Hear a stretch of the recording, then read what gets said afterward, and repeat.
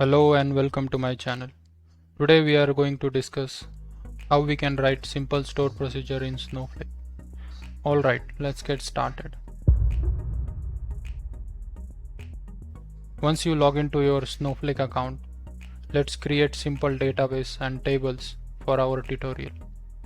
So I'm going to create first database hello.db. I'll simply click on run. Next, I will create table called demo. On run. Then I'll simply insert two records into our demo table.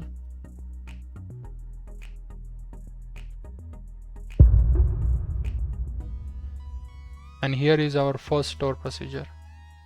So I have prepared this script.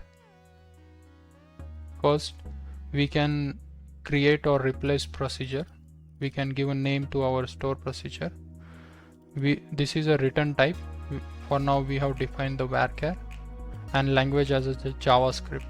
So currently only JavaScript language is supported in Snowflake store procedure.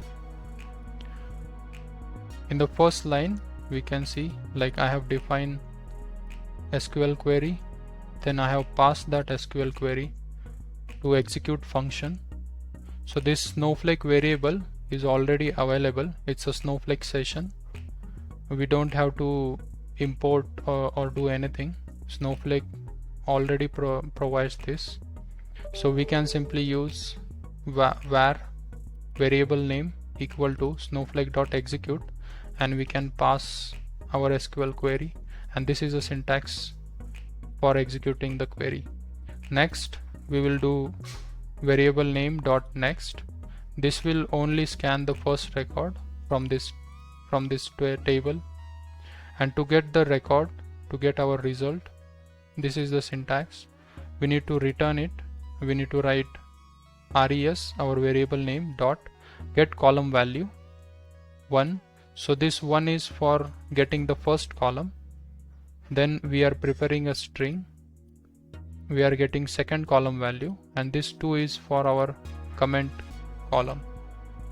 And once we run this store procedure, let's create our store procedure. Simply click on run, and we can now, let's say, call our store procedure.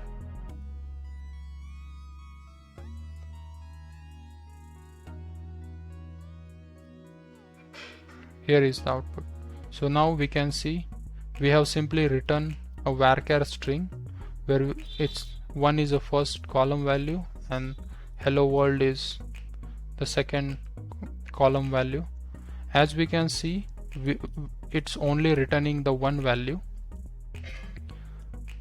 In the next tutorial I will demonstrate like how we can loop through the multiple values in that table, but for now this will only return 1 record.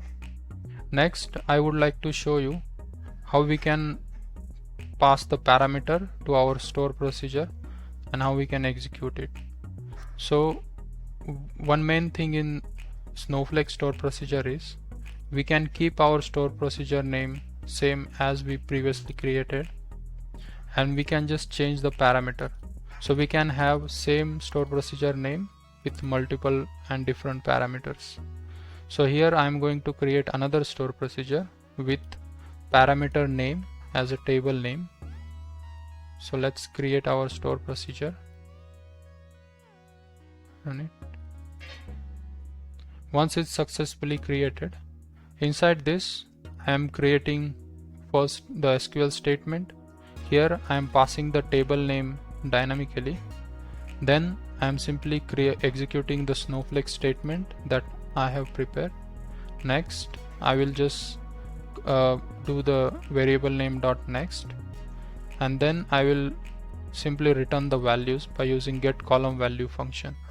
So this 1 is for getting the first column value and this 2 is for getting the second column value, and I am just appending this string with parameter. So let's execute the second store procedure. So if I just execute the second store procedure,